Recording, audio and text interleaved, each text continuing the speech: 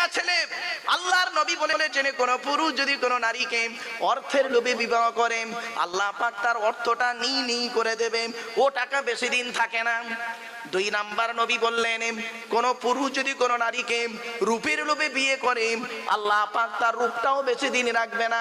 ধরুন আপনাদের এলাকার, এটা কোলাঘাট থানা, এই কোলাঘাট থানার অতীব সুন্দরী নারীকে বিবাহ করলেন আপনি, 16-18 বছরের অতীব সুন্দরী নারীকে বিবাহ করলেন।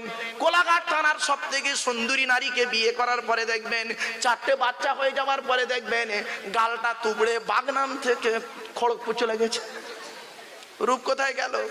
আল্লাহর নবী বলেন বুদ্ধিমান পুরুষ হলো সেই যে নাকি আল্লাহকে খুশি করার জন্য, নবীর সুন্নতকে আদায় করার জন্য নিঃস্বার্থভাবে একটা মেয়েকে বিবাহ করবে, সুখের দিনে সুখটা ভোগ করবে, দুঃখের দিনে দুঃখটা সহ্য করে আল্লাহর ইবাদত করে পৃথিবীর জমিন থেকে চলে যাবে। ওটাই হবে ওদের জন্য জান্নাত।